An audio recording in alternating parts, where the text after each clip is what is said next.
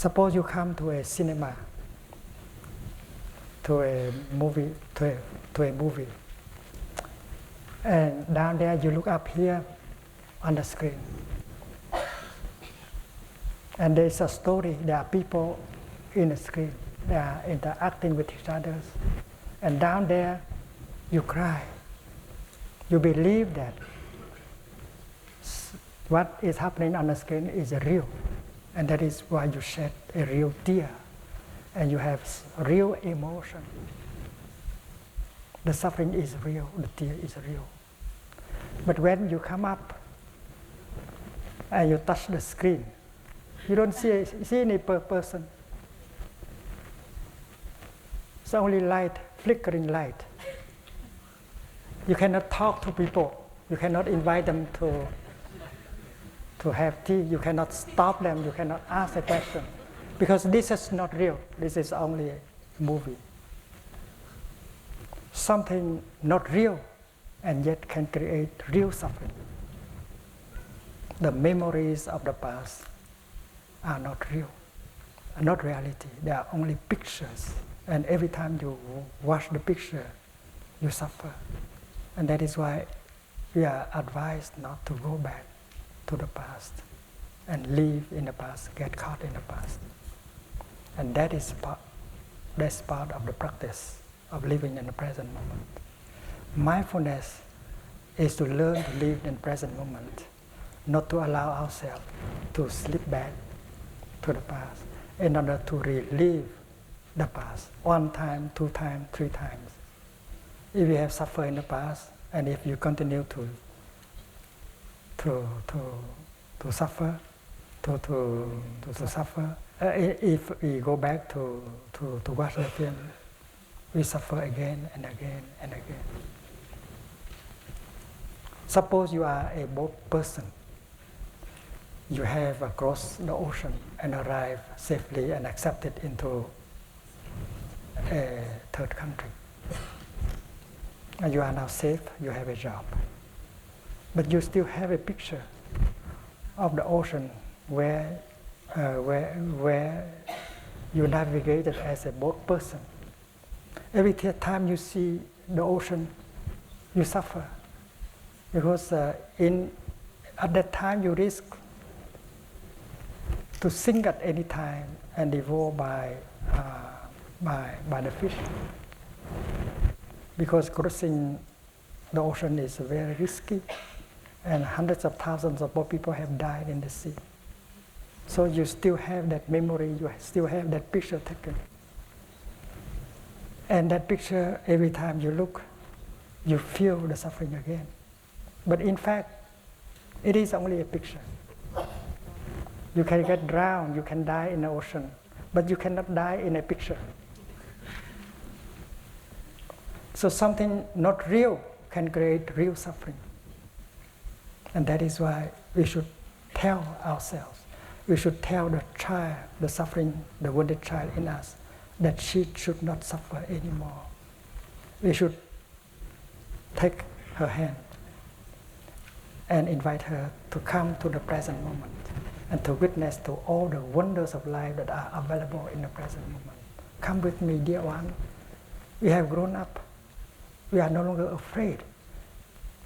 We can defend ourselves. We are no longer vulnerable. We are no longer fragile. Don't be afraid anymore. You have to teach the child in you. You have to invite him or her to come with you and live your life in the present moment. That is the practice. That is mindfulness. Mindfulness is not to allow ourselves to get lost, to be caught in the memories of the past. Of course, we can study the past, but we are grounded in the present moment. If we are grounded, well grounded in the present moment, we can study the past without being sucked and overwhelmed by the past. The same thing is true with the future. We can bring the future back to the present moment and study the future and make plans for the future. But we don't have to get lost in the fear, in the uncertainty concerning the future, because the future has not yet come. is only a ghost. And the past is already gone, it's also a ghost. Why to live with ghost? We have to live with reality, and that is right mindfulness. So if you have a friend who suffer, who shed tears, who have strong emotions, when situations are safe, you have to help him, to help her. My dear friend, you are on safe ground. Everything is okay now. Why do you continue to suffer? Don't go back to the past. It's only a phantom. It's unreal.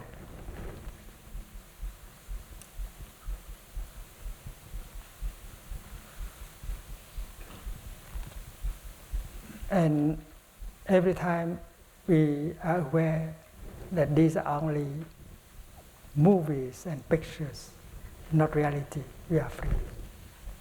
And that is the practice of mindfulness.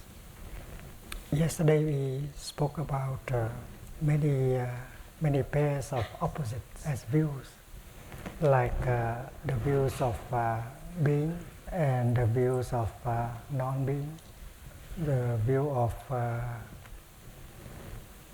birth and of death.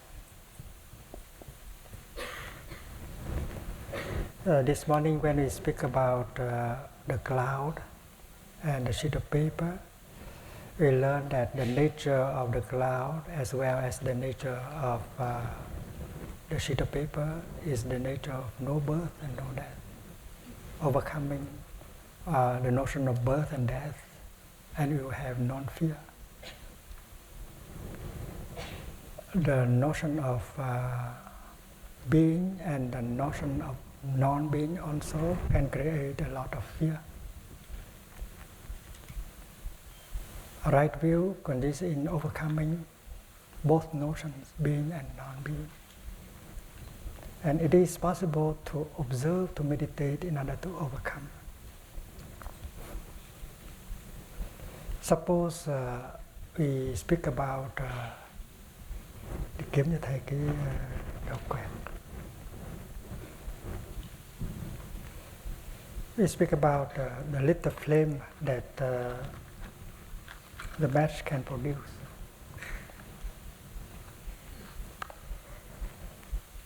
And we can do a little meditation on the flame, about the notion of being and non-being. We know that it is possible to help the flame to manifest. There are conditions so that the flame can manifest as a flame.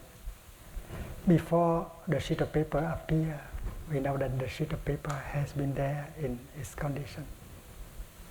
So we know that the flame is hidden somewhere in the matchbox. And we know that the flame is hidden also outside of matchbox. Because out here there is oxygen. And oxygen is a very important condition for the flame to manifest. Without oxygen, the flame cannot manifest. And my finger may serve as one of the causes, one of the conditions to help the flame manifest. So we can already talk to the flame. My dear little flame, I know you are there somewhere. Manifest yourself so that I can see. We know that you are already there, even if you don't perceive you in the form of a flame. So before the manifestation of the flame, should we qualify it as non-existing, non-being? No.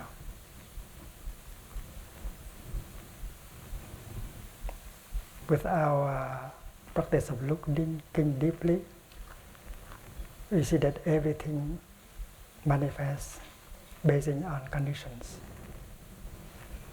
This flower, she comes from a seed, from a cutting, from the soil, from the sunshine, from the cloud, from the gardener, etc. And she is made of flower elements. If we send back the cloud to the sky, if we send back the soil to the earth, if we send back the seed, there's no flower left. So a flower is made only of non-flower elements. And looking into the flower, you can see all the conditions that have come together and help the flower to manifest. A flower cannot exist outside of her conditions. So the flame is the same. When conditions are sufficient, the flame manifests.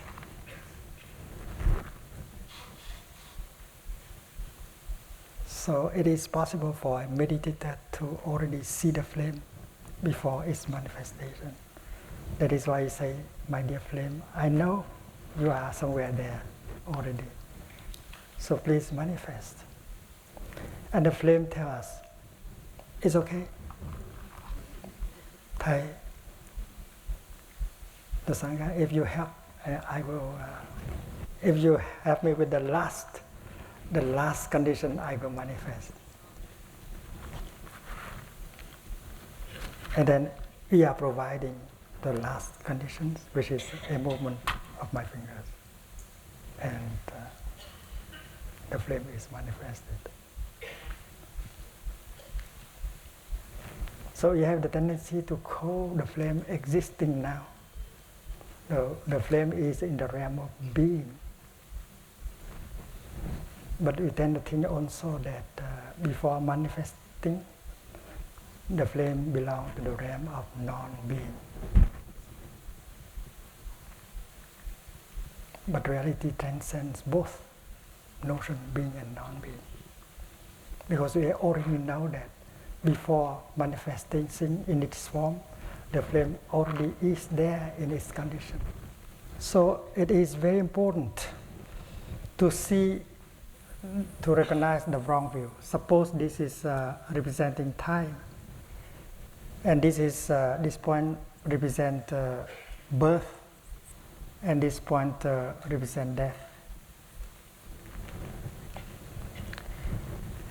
When someone is born from B, we believe that before the segment before B is belong to non-being of that person. That person did not exist before B. And when that person is born, we make a birth certificate. We certify that this person existed. So this person entered the realm of being. And 100 years later, hopefully, when that person comes to D, and then she passed from being to non-being once again. So that's our idea of lifespan. We only exist from B and D. Before that, it was non-being. So our idea is that from non-being, we can pass into being. And from being, we can pass into non-being again. But when we meditate on the cloud, we see that it's wrong. A cloud has never passed from non-being to being. And when the cloud disappears in the sky, it does not pass from being to non-being. It continues always. So the nature of the cloud is nature of no birth and no death. So the nature of your beloved one is like that. And you are like that also. And when you transcend the notion, the view of being and non-being, you get the right view. You get the right view. And that is why we have said that right view is the absence of all views, including the view of birth and death, being and non-being, permanence and annihilation.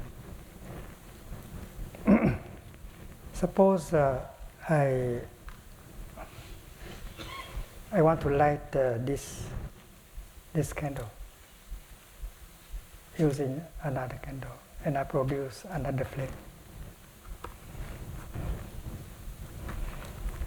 And I would like to ask you, my dear friends, this question, as whether this flame, second flame, is the same flame with the other, or a totally different flame.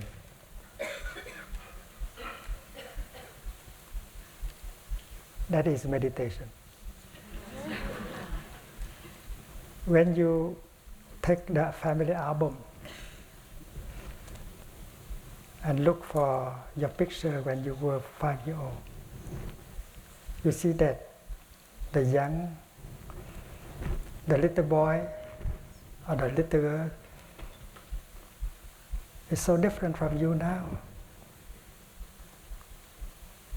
Are you the same with that little girl? Or are you a different person?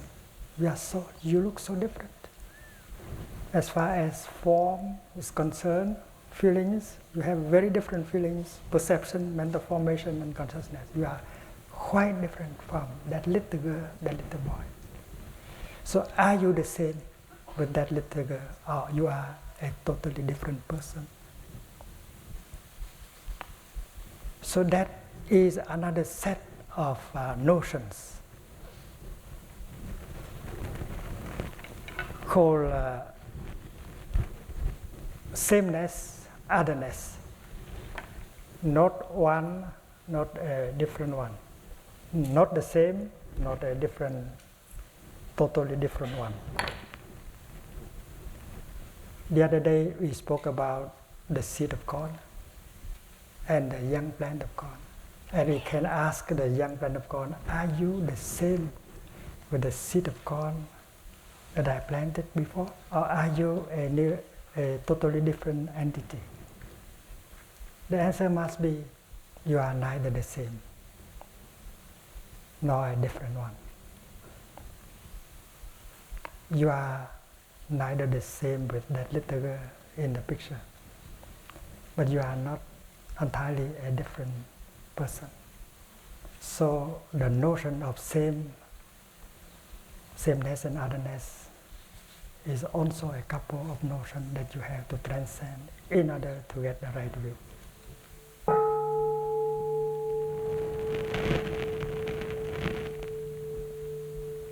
The other day we spoke about the Father and the Son.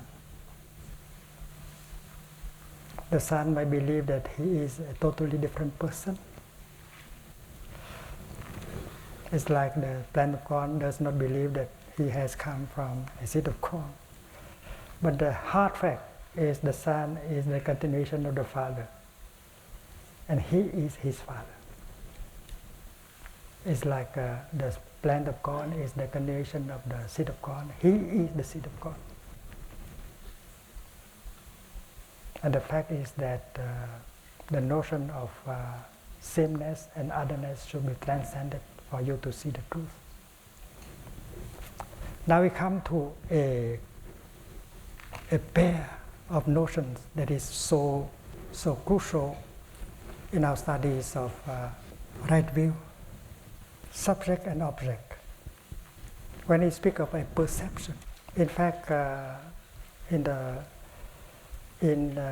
Sutra of Mindful Breathing, there are 4 exercises of mindful breathing to help with our perception, to correct our perception, to transcend all wrong perceptions so that we can get the right view. And that's the last 4 exercises of mindful breathing. Hopefully we have the time to treat these 4 last exercises. We usually believe that there is consciousness, which is the subject of perception, and the world out there as the object of our perception. And these 2 things are different. There is consciousness in here, and there is the world out there as object of our consciousness. And science, philosophy and science begin by that. And in the Buddha's teaching, that is the basic error. This is very important in the teaching of the Buddha. When you practice mindful breathing in, I'm aware of my in-breath. You practice in such a way that you are no longer an observer. You practice in such a way that you come your in-breath. You become a participant, no longer outside observer. In the teaching of the Buddha, you see that there are 6 sense organs, which is eyes, ear, nose, tongue, body, and mind. Mind is also an organ, mental, our mental consciousness. These 5 are rather physiological, and this is mental. And the object of eyes is form, sound, smell, taste, touch, and please help. Dharma. In Buddhism, Dharma with a capital D means the teaching of the Buddha. And Dharma with the little d means object of the mind. Object of the mind. Not an objective reality. The world is just the object of mind. So the 12 include everything. In fact, we are taught that eyes and form bring about eyes consciousness, ear consciousness, nose consciousness, tongue consciousness, body consciousness, and mind consciousness. Mind consciousness include object and subject. When we perceive something,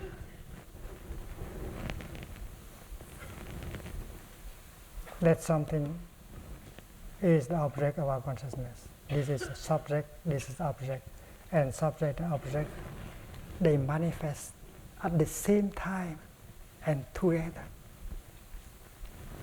So in the Buddhist literature, when you hear the word Dharma, you have to understand right away that it is the object of mind and not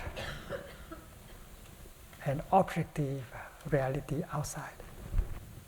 When you see a mountain, that mountain is the object of your perception, of your mind, not something separate from your consciousness. This is very important,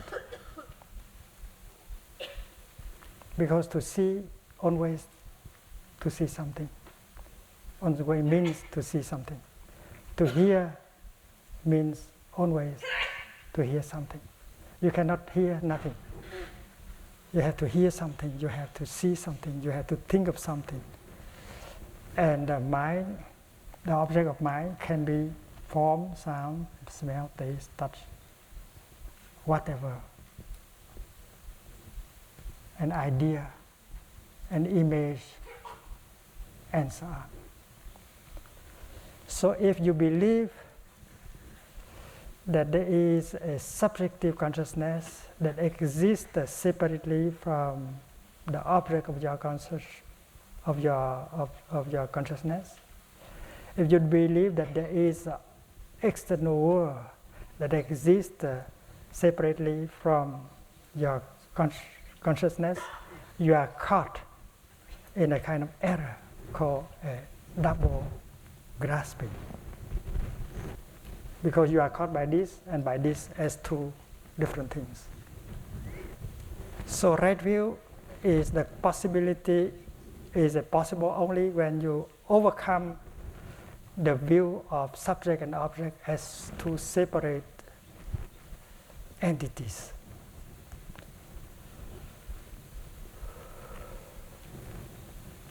And I think modern science is on the verge of touching this truth. Many scientists begin to speak about you can no longer remain an observer standing outside. You have to go in. You have to become a participant in order to hope, to understand something.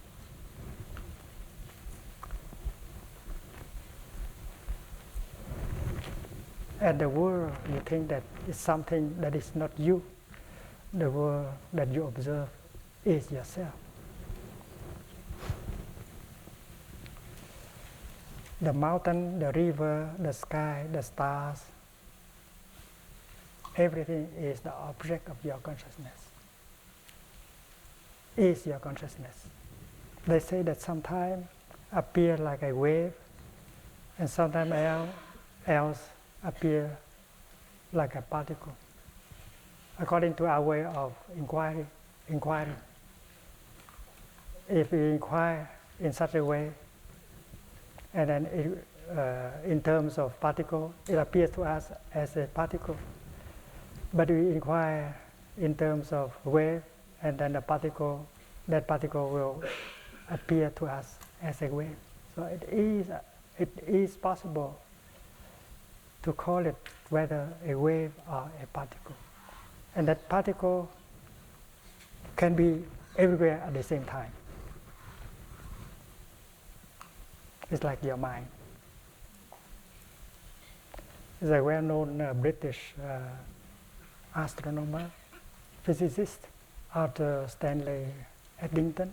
He said something like this: we are on a trip to discover, and we come to a shore. We are able to reach a shore of the unknown, a place where nobody has been there. And we are very surprised to see the footprints of someone left there.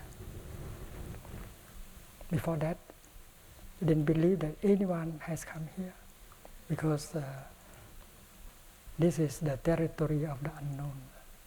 And yet, someone has left his footprints there. So surprising.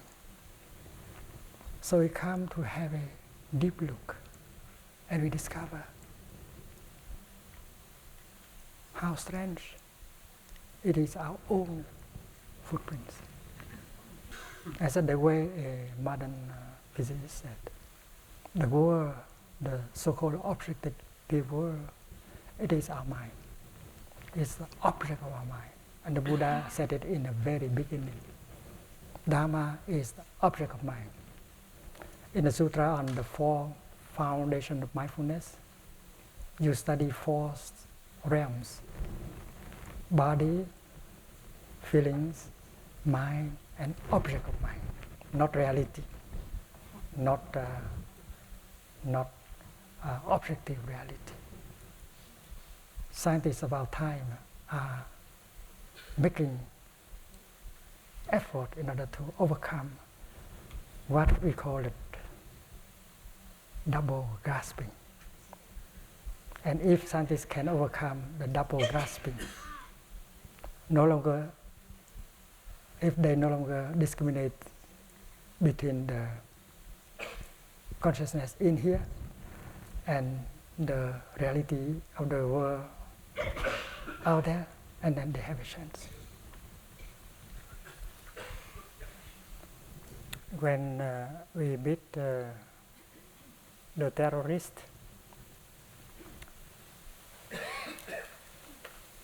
we see that he has the intention to punish, to kill.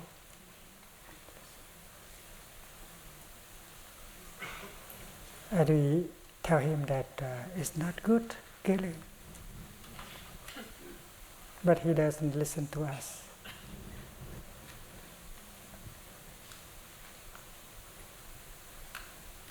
There must be a way of helping him to see that killing is not right. So the first mindfulness training is to protect life and not to kill. But if we just advise people not to kill, that may not be enough. You have to inspire them. You have to help them to understand that killing someone is killing yourself. If you are inhabited by the inside of inner being, you know that killing someone is killing yourself.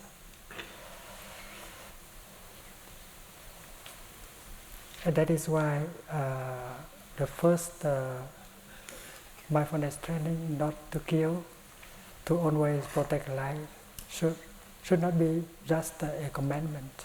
Someone tell you that is a good thing to do, but you have to understand why you should not do it.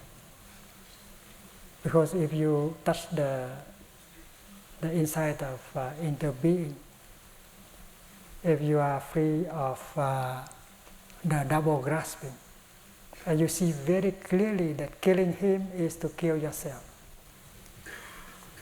and the intention to kill is no longer there. Until you help the terrorist to see that, you cannot transform his anger, his suffering. Because he thinks that killing and destroying is the only way to get a relief. You have to punish, because that is your enemy. That is the enemy of mankind. That is the enemy of your civilization, and so on. So that is why we have to present the first mindfulness training in such a way that help people to see that fanaticism, to be caught in a view, to be caught in ideology or an idea, you can be a killer. Because you believe that killing is good. Killing is something you need. And a person who is free from all views, a person who is capable of seeing that everything is everything else, will have never the desire to kill anymore. So you don't have to enforce. And that is why the mindfulness trainings have to be presented in such a way that can help the people to get the insight of inner being. They can help the people to see that, to be caught in a view, whether that is a doctrine, an ideology, or a dogma, you are still caught in the double grasping. You are not free, and your action cannot be right. Otherwise, the person will continue to think, to believe that his action is right, in the name of God, in the name of the best of ideologies, in the name of best view. And in the Buddhist tradition, as we have seen it, right view is the absence, is the removal of all views. So our work, our working together for a global ethic should be in a line of thinking that our ethic should be an ethic without dogmas, without views. And the Prajnaparamita Heart Sutra is the beacon, is the light that shines on it. We have to transcend all kinds of views in order to have the real insight. And with that insight, there will be non-discrimination, tolerance, brotherhood, sisterhood. And then the practice, the 5 mindfulness trainings will be true practice. There is no one imposing the trainings on us, asking us to practice, because we see that that is our path, that is our joy, that is our compassion, that is our love.